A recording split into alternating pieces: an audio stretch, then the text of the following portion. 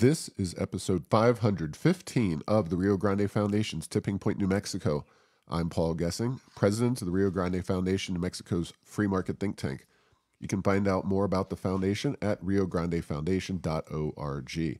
I'm very pleased to be joined for this episode by Natalie Cordova and Carolyn Fittipaldi. They are the executive director and marketing director at the Education Plan, which is we'll explain exactly what it is in a minute, but for our functional purposes and for this show, they handle 529 plans in the state of New Mexico, which are a form of education savings plan through the state. So welcome to the show, ladies. Thank you. Thanks for having us. Yeah. And just as a quick background, one of the things that really happened in the 2023 legislative session that we at the Rio Grande Foundation were excited to see involved expanding the use of 529 plans. But what is the education plan? And I think this is for Natalie. What is the education plan, and how does it relate to what are called 529 plans? Sure. Thank you. We're really excited about House Bill 342 also. Yeah. So the education plan is New Mexico's one of our two plans. We have two plans, the education plan, which is a direct sold plan, and Scholar's Edge, which is an advisor sold plan. So direct sold, so I'm going to get into the weeds here because it involves talking to financial advisors and what direct sold means. Kind of like an E-Trade account, you set up your own investments and whatnot. You're not talking to a third party who helps you manage those, correct? That's correct. All right. That's correct. And that's through the education plan, and it's a fantastic, easy, direct setup. I'm sure we'll get into that a bit more later. But in terms of background, like I said, we're one of, the education plan is one of the two plans that the Education Trust Board administers. So it's a 5-person volunteer board that oversees this plan. We're two of the 3 employees that help administer the plan right here in New Mexico. So it's specific to our state. It was established in 2002. And I know Carolyn has some background to share at the federal level as well. But the education plan is a great tax advantage way to save for college in a 529 plan. So the education plan is not a nonprofit. It's part of the state government of New Mexico. That's correct. We're authorized by the Education Trust Act. And I believe that was in 2002 that occurred at the legislative level, that created the trust board to be able to administer and oversee these two plans for our state. And is that when 529 plans came around? Because those are a creation of the federal government. So one of you talk a little bit about that. Sure. I'll give it to Carolyn, but it was a quick turnaround in terms of when the feds created the 529, Section 529. By the way. Right, yeah. As is so often the case, 401k, 501c3, they're all numbers to designate specific provisions in the tax code. And 529, you can look it up online, find I'm sure somebody could go through all the federal tax laws and find exactly what 529 subsection of whatever code is. But that's the important thing to remember. It all started in 1996. It was a bipartisan effort in Congress to provide federal tax relief for all college savings plans. Mm-hmm. And it resulted in the creation of Section 529 at that time.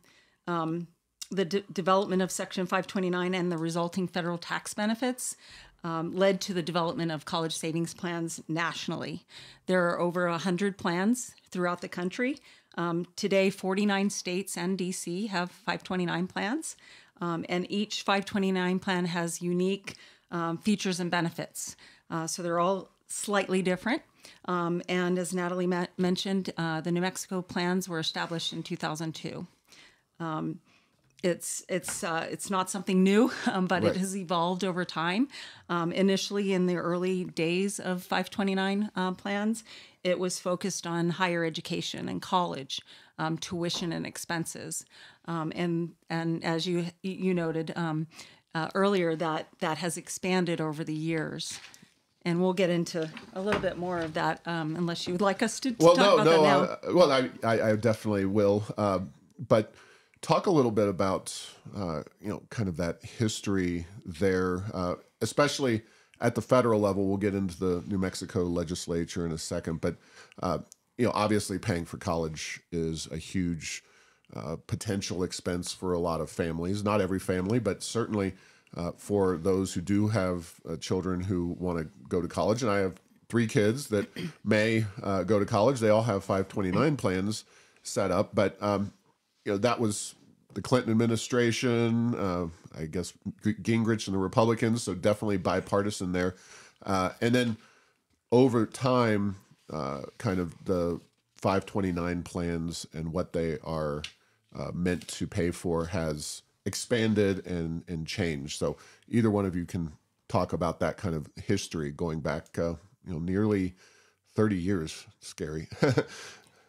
Some of the biggest changes happened more recently in 2019. So the Tax Cuts and Jobs Act made possible to use 529 plans to cover K through 12 expenses, tuition up to $10,000 per year.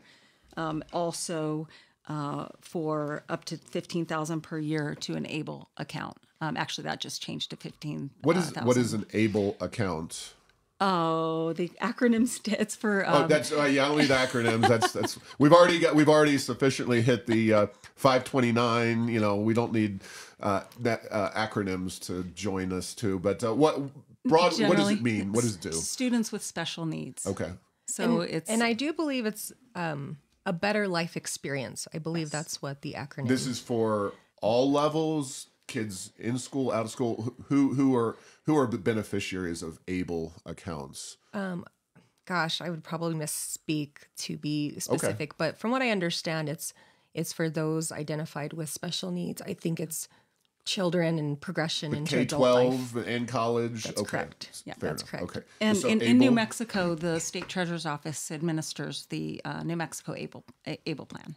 Okay, and you've got apprenticeships as well. That came about in the Secure Act of 2019. So that was separate from the K through 12 and ABLE account transfers. So 2 bills passed in 2019 in Congress dealing with 529 plans. One was a 2017 that became effective in 2018, and then the Secure Act in 2019. Okay. And that allowed for repayment of up to $10,000 in student loans per beneficiary, or for the sibling of a beneficiary. They're qualified. They have to be qualified student loans, not every single student loan that you might have. So those were the big changes that happened more recently. That New Mexico, with House Bill 342, and I'll let Natalie talk a little bit more about the bill and the process with that. But we were not in alignment with federal law. Right. So those have been qualified expenses since 2018, 2019. But in New Mexico, under our tax law, we did not recognize those as qualified expenses for state income tax purposes. So until 2023 legislative session, right, with House Bill 342, now we're in alignment with federal law. So it just expands usage for families here in New Mexico for their 529 funds. Yeah, so the federal government passes the law, and as is somewhat often the case, the state can choose to participate or decline. And as you indicated, 49 states have 529 plans. I don't know. Do you know the trivia question? Who the only holdout is that doesn't have? We do. Which state is the only Wyoming. One? Wyoming. Okay, yeah. Interesting. Yep. They have a 529 ABLE account through the state of Ohio, as I understand it, but not a traditional 529. And just as far as the states, I don't know offhand how many, but there are a number of states who still do not recognize K through 12 apprenticeship and student loan repayment, one or all of those things as qualified expenses for whatever reason in that state. Okay. We were one of those up until now. Yeah, and that was why this past legislative session is so exciting. But before we dive into the New Mexico legislative action and why that's so important, describe the tax advantages specifically of these 529 plans. What are the benefits to whether it's the parents or grandparents or a friend of the family. Talk a little bit about those. Sure. So at the federal level, these accounts, 529 account, grows tax-free when used for qualified expenses. And as Carolyn noted, that's greatly expanded. So there's just a great expansion of, recognition of more needs for uses of these funds. As she mentioned, one more thing that changed recently I'd like to add on to that was that just this past December, I believe, legislation, again at the federal level, passed to allow account users to roll any unused funds into a Roth IRA for their beneficiary up to $35,000. This is really fantastic. I think collectively 529 plans have been waiting for this for a long time. It answers one of the last questions we get, and it's very common. What happens if my child doesn't go to college, or what happens if they don't need to use all their funds? So that was a really celebrated passage at the... So the money stays with the beneficiary, the child, or presumably whoever, and it can be rolled into a retirement account for their benefit. Right, right. And as with all federal tax law, there's certain thresholds and provisions. So there's a time period. Yeah, it's meant to be for accounts that have been open for at least 15 years. Oh, goodness. Okay. Yeah. So truly showing it's their, the intent again is to save for this future education, but now you have an opportunity to jumpstart your child, your grandchild, whomever your beneficiary of the account is, jumpstart their future retirement. Yeah, It's how wonderful to be able to have your child or your grandchild start their career without student loan debt and some retirement. Especially if they have in money a state left like over. New Mexico, and we'll talk about it in a little bit. The state has spent heavily on higher education and making tuition free or close to free for a lot of students. So, if you've got one of these 529 accounts and the student gets free college in New Mexico, they've got that account available to them, and it's kind of like, well, what do we do now? So that's a great option for those young people. But let's get back to the tax advantages here. So federal tax, state tax, what's the advantage of these plans specifically? Sure. And you'll learn that New Mexico is very generous with what it provides. So at the federal level, like I said, the accounts are allowed to grow tax-free on the investment earnings when used for these qualified expenses. There's no additional tax break at the federal level. It's simply that, unlike a savings account or your own investment portfolio, you don't have to file and pay, any extra income tax in your annual filing process. Now, at the state level, New Mexico offers a very generous, deduction for New Mexico tax filers. They're able to deduct their contributions during the tax year when they're filing their state taxes at year end. So I think it's a PIT adjustment, technically speaking. Personal income tax, another acronym. That's true. That's true. That's okay. So it's just a very generous benefit that I think really helps show how much New Mexico cares about future education savings. 529. Now, it does have to be one of our 2 state-sponsored plans, so it must be a 529 account in the education plan or Scholar's Edge to qualify for that tax deduction. Our state, there's a lot of national organizations that circulate national comparative data, and we have one of the most generous tax benefits. Yeah, one of 4 states in the country that offer any contributions as a tax deduction off your income taxes. It's pretty surprising, given a lot of New Mexico's other policies, that they are so benevolent, generous with the education plan. So it is really something that New Mexicans specifically should highly consider. And if they, again, don't feel comfortable with it themselves, talk to an advisor, or you guys are very helpful and have been throughout the entire process. So you answer the phone and are willing to help people out to the extent that you can. I know there's fiduciary issues, and anytime you get into investing, the rules become a little different. But. They do. That's absolutely right. Carolyn, myself, our other team member, we're more than happy to field calls, and we do frequently, Carolyn even will meet up with an individual one-on-one to help them through the process as well. So that's one of our primary commitments, is to be able to ensure that the customer service experience is as high as it can be, and helping all individuals through this process, because it's such a great benefit. Yeah, and talk about that a little bit. The physical process, if you are putting money in, without overdoing it in terms of the detail, how does it work for an average family, whether you've got kids or you're, say, a grandparent or something, giving to one of these plans, setting one up? So I'll start basically with anyone can open an account for anyone. You don't need to be related to the beneficiary. You can even open an account for yourself to further your own education.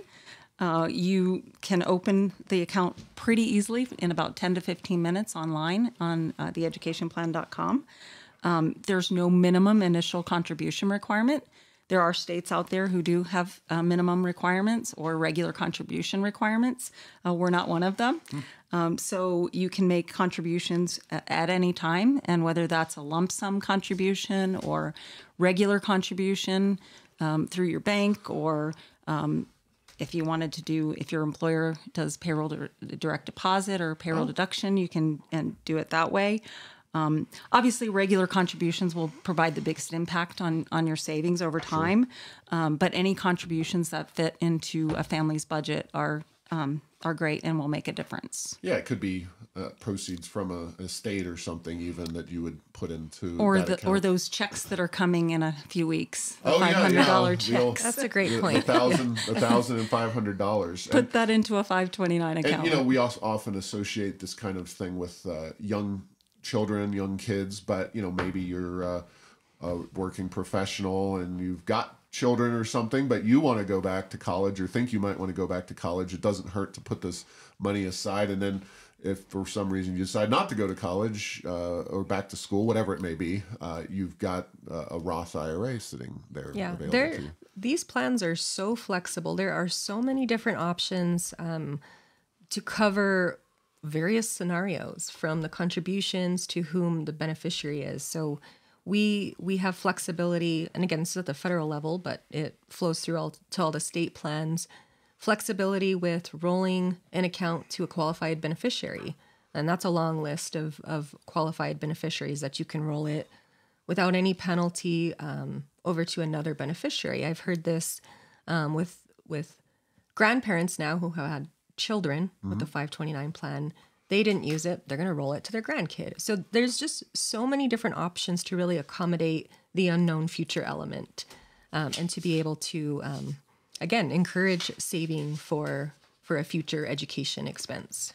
And the flexibility for any family, really, because data shows that with just $500 saved for college or vocational school, a child is 3 times more likely to attend and 4 times more likely to graduate. So that $500 check that's coming, throw that into a 529 account, and your child will be more likely to go to college. There you go. And it is important to note, even though it's, this isn't like Social Security where it's kind of just a giant pool of money, or the government's taking money and sending you a check. This is your money, your account. It always belongs to you or the beneficiary. It's something that it truly is yours. And it's not fun. Our accounts, our plans are not funded by taxpayer money. We're self-funded. We're an enterprise agency. So this is not a state agency that is getting general fund money. And how about kind of the process of accessing those funds when somebody has tuition expenses, whatever they may be? In my case, I've got 3 daughters going to Catholic school here in Albuquerque, and we're going to be using our 529 plan to help pay for their tuitions. So when I need to write the school a check, I just, what do I do? Call you up, or how does that work? Do I do direct deposit? There's lots of options, actually. As the account owner, you can request that the funds be distributed to you individually. You can have the funds distributed to the school or to the beneficiary if they're of age, older, like after age 18.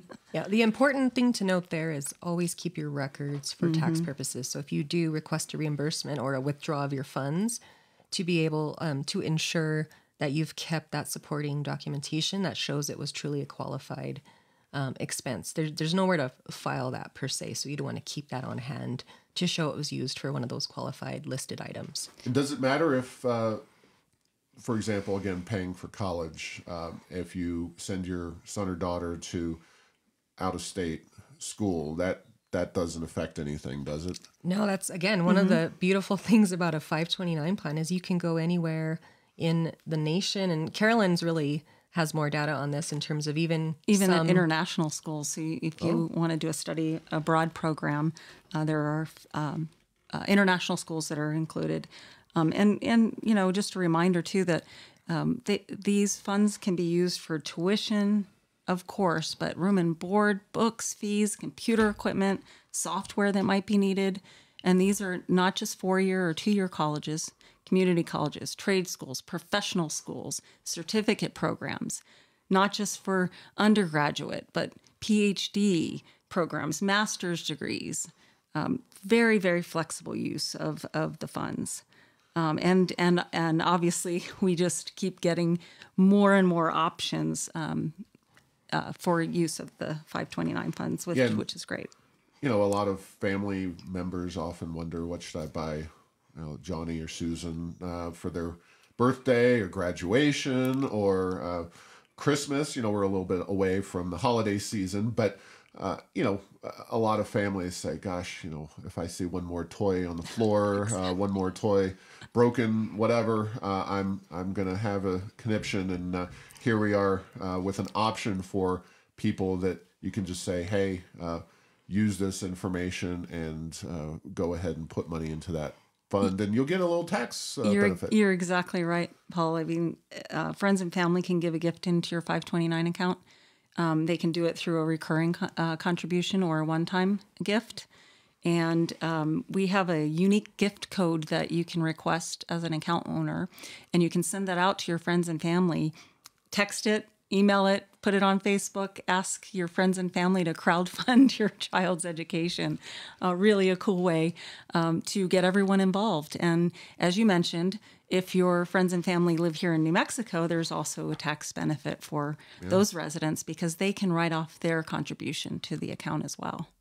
Could be on your wedding registry, I suppose, as well. That would be an interesting way to do it. But so you guys are, again, you're part of the state of New Mexico government structure, so you're not out there lobbying. Did you testify at all on this legislation?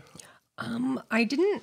I was present to be an expert witness. However, Representative Lane was very knowledgeable and handled it extremely well. It was his legislation. And so I was there every step of the way, prepared to testify if need be. But we really saw just across... huge bipartisan support. Yeah, I don't think there was a single no vote on it. There wasn't. And it's surprising because New Mexico had waited, I guess 2017, 2019, pick a year, but we had not. We tried before. Oh, okay. It didn't make it earlier on. I wasn't sure if anybody had sponsored this kind of effort. Did you have any, you followed this more closely than I would say probably anybody else in the state of New Mexico. Did you have a good grasp on why it was able to happen and happen so easily this session? I think it was education and collaboration and talking with folks in advance of the session and during the session prior to it going to the committees, just chatting with and answering questions of those that might have had questions. We had a lot of community support from account owners, families, and even folks in the business community around the apprenticeship expenses being an allowable expense. So it was really a collaborative effort, really. It was great. Even in our committee hearings, there were individuals waiting for another bill that would stand in support as a parent or another organization that we hadn't even reached out to. Just a lot of support behind this effort and aligning the state tax code and the Education Trust Act with the federal government, it seemed like lots of positivity. Well, that's great. Now, and I appreciate your coming on this show, but one of the big, I think, challenges at this point is just educating the average person, or maybe even educating average financial planners out there about all of these benefits, because there's really very few reasons to not consider this option for families across the state. And I know, educating the masses is a challenge. Trust me, I've been doing it in my own work with the Rio Grande Foundation for a very long time. But do you think the state will give you or your organization funding, or how do you kind of plan to be the Johnny Appleseeds, if you will, of this information? Oh, we take various paths, routes, if you will. In the metro area, across the state, we're really pushing a more rural effort in getting the word out, so to speak, on what a 529 plan is. So it's constant education. Marketing is a big factor. And so in terms of, we haven't, I think, fully thought through any additional maybe state funding and what that would be purposeful for. Other states do provide really fantastic incentives for for a variety of 529 plan reasons, new babies, initial sign up, there's a match, there's a bonus. Our state doesn't currently do that. It'd be nice to get to that point someday, to be able to have even more support at the state level for new account owners. But as far as what we are really passionate about is providing education around the state, and that takes a lot of different forms. And since the pandemic, we've really been able to expand on that through virtual presentations and meetings with different groups, whether it's the chambers of commerce throughout the state or employers statewide. We've been able to participate. A lot of the events that we might not have been able to physically be there went virtual, and we were able to participate in a way that we never had been before. And we do a lot of boots on the ground, grassroots outreach, participating in different events, whether it's consumer, community events or employer B2B type events. We are partners with the New Mexico PTA Association. The list goes on and on. Yeah, right? We'll be in Farmington next week for the counties, New Counties Mexico Association event. Oh, okay. But it's wherever we can reach. We found it's great to be able to present in a variety of forms. Like Carolyn noted, being virtual really saves everyone the travel across our state, which is beautiful. But it's very efficient to be able to virtually present. But this is just a constant effort, because even at this point in time, 20 plus years after the initiation of 529 plans, the awareness level nationally is still under 40% of individuals that are even aware of what a 529 is. And then those that are participating in it, even lower. So it's absolutely one of our highest priorities is to educate individuals on why this may be a really good fit for them. Well, I always tell people that if you listen to this podcast, you are among the 0.01% most informed New Mexicans. So maybe not just on this issue, 40% already know, but they're definitely going to have some news they can use if they listen and act upon this information. So a couple of quick things in the last few minutes of our conversation together. One is you mentioned some additional kind of add-ons, if you will, that some other states have enacted. Carolyn, are we kind of already, if you will, at the Cadillac level plan here, or are there different things that maybe the legislature will consider in the future, could consider, or Congress could consider to further make these plans even better and more attractive? Well, I will note that we are one of the top-rated plans in the country. SavingForCollege.com does an annual five cap ratings. That's what they call it, for graduation cap. And this is the second year in a row we've gotten a 5 for both residents and non-residents. That is a perfect score nationally. And we're one of only probably 7 or 8 states in the country that have 529s that have gotten a 5 score on both for both residents and non-residents. You guys are in a very unique position because normally when you talk about New Mexico and anything remotely relating to politics or education, unfortunately, we're top of the bad list, bottom of the good list. We're very in proud. your case, you're Yes. top of the good list. That's awesome. But some of the things that would be beneficial is if we could somehow provide, as Natalie mentioned, for every new account opened, an amount that gets deposited into a 529 account when you open an account. That's something that the funds, state, all right. yes, some kind of a match. Hey, with all that oil and gas money sloshing around up there, I can definitely get behind that kind of. And it would really idea. encourage everyone to actually have a 529 account and start early and save. Yeah, it's kind of like Alaska sends you checks on the permanent fund. It's kind of like the $1,500 that the state is going to hand out here in a few weeks. So it's absolutely something that's reasonable. We could definitely talk about that legislatively and focus on whether that's something we want to work in the legislature on. But anyway, that's anything else on that note? No, but I would like to talk to any employers out there. Oh, yeah. If you own a company or you're a decision maker at a company here in New Mexico, why not offer the education plan as an optional benefit for your employees? It's no cost to the employee.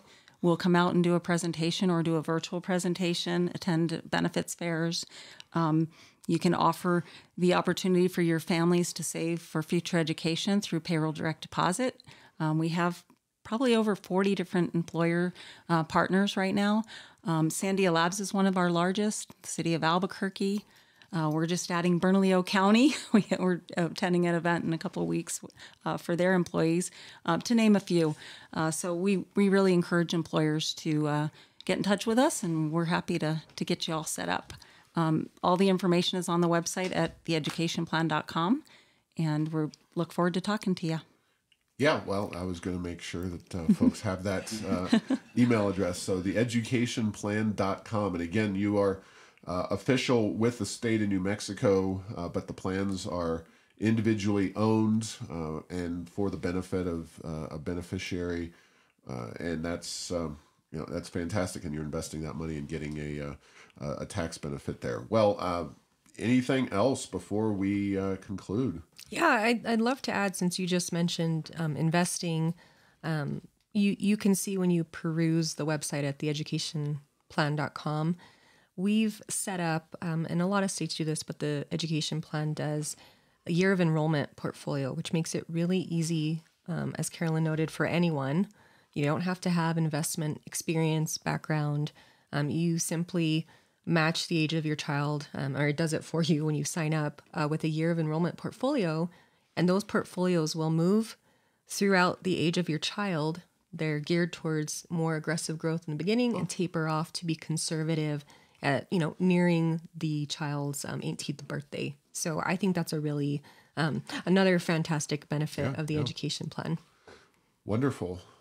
And real quickly, we Rio Grande Foundation does a lot of work with media outlets. So after the show's over, we'll definitely compare notes and see if we can't get you in front of even more media outlets, because I really think your message and what you're sharing is great, and everybody around the state of New Mexico should be aware of it. So anything else?